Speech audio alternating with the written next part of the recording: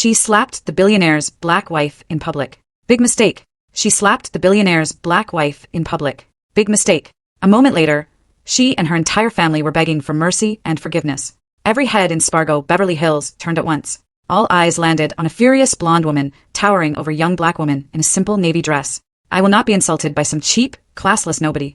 Patricia Hartwell's voice dripped with entitlement, her manicured finger pointing accusingly. Her hand flew through the air with vicious speed. Slap. The sound echoed like a gunshot. A few diners gasped. Others pulled out their phones to record. Celeste Williams didn't flinch. In that instant, Patricia had just made the biggest mistake of her life, one that would destroy her world in the next 60 seconds.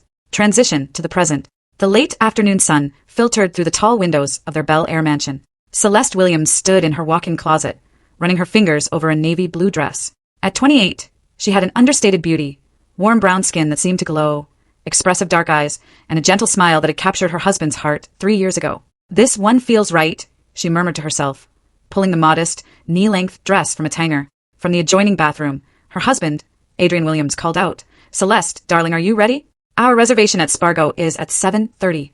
At 35, Adrian was a commanding presence, a towering 6 feet 2 inches in. He had built a tech empire worth over $2 billion with Nexus Innovations. Right now, though, his mind was focused entirely on the evening. Celeste glanced at the clock. 6:45 p.m. She slipped into the cotton dress, appreciating how the fabric moved naturally with her body. As she fastened a simple silver necklace, she caught her reflection. The woman looking back seemed caught between two worlds, the girl from a tiny Detroit apartment and the wife of one of America's wealthiest men. Adrian emerged from the bathroom in a charcoal gray suit. He looked every bit the successful businessman, from his styled dark hair to his Italian leather shoes. When he saw Celeste, his expression softened. "You look beautiful," he said, pulling her close. "You always do." Celeste heard the unspoken, but in his tone. "I know what you're thinking," she said softly. "You want me to wear the Valentino dress. I want you to wear whatever makes you happy," he replied, his thumb tracing her cheek. "It's just Spargo attracts a certain crowd.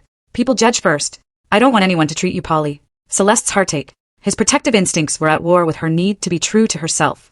She understood his concern. In their world, appearance often mattered more than substance. But becoming someone unrecognizable felt like a betrayal. "I'll change," she said quietly. "No," Adrian said, his voice firm but tender, catching her hand.